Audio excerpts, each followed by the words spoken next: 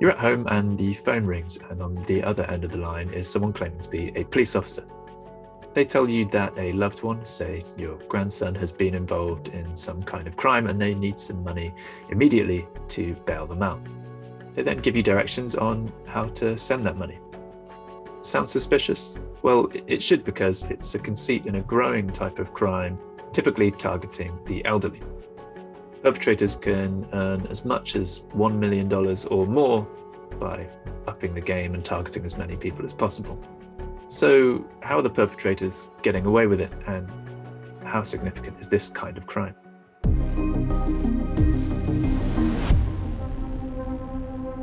The Grandparent scam is a take on an old kind of crime, really, where you pretend to be someone you're not and trick whatever target you've got into handing over money. In this case, it's the elderly who are typically targeted, most likely because they're more trusting. The fraudster will pretend to be either a police officer, a lawyer, maybe even the family member themselves, and say that they're in some kind of trouble, whether that's financial or legal, or maybe they've suffered some kind of horrific accident. Then they say they need a specific amount of money to cover whatever costs. This can be anything from a few $100s to $10,000, maybe more.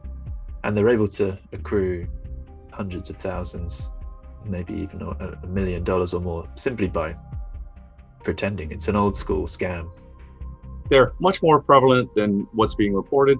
A lot of embarrassment, shame associated with that. So I think a lot of, especially the elderly, don't want to report that they've been scammed, because then people question, well, maybe your cognition is going down, maybe they need to take over your finances. Those sort of things would be going on with that. Here in New Jersey, we had a total complaint last year of 485 cases. And then you're talking about a dollar amount of about $11.5 million was scammed out of the elderly. So it's pretty significant. In one of the more recent examples of this kind of fraud, the alleged perpetrators were carrying out what turned out to be a fairly sophisticated and large and complex version of this crime. Instead of using online payments, they would convince the elderly victim, there were around 70 in this case, to send parcels of money rather than sending money over the internet. This turned out to be a pretty successful gambit for them, in that they earned as much as $1.5 million in total, according to the Justice Department. The average cybercriminal operation, they'll use tricks like phishing emails, where they'll try and get your logins for certain websites, or install malware on your computer or smartphone even. This kind of crime is really more old school. The cyber aspect of the cases that I've seen anyway are really to do with the organization of the crime. So they will use an encrypted communications app or something like Telegram to organize how they carry out the operation. In one case, I saw Instagram was used as a way of recruiting people to take part. And then, of course, there's the money aspect. So once they've obtained the money, the fraudsters will typically need to find a way to launder it. So they'll use online services, whether that's cryptocurrency service or just in a classic way by tumbling the money through different online accounts. The sad thing about this kind of crime is that it's almost primarily targeting elderly people in their retirement savings.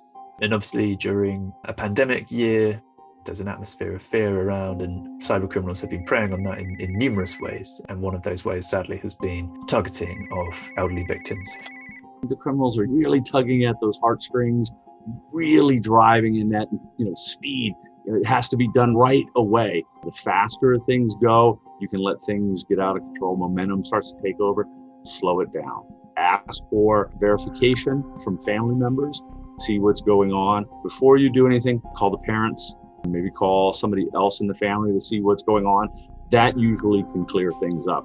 Understand that it's not really the course of action typically that's being taken. Is nobody's going to call you saying that they need money to get somebody out of jail. That's not the course of action. And the other thing is, they'll pretend to be either that grandchild or that niece. Try to ask a question that only that child or that niece or nephew, whoever it is, only that they would know. And if they can give you that answer, maybe you can verify it that way. Talk to somebody before you send any of that money.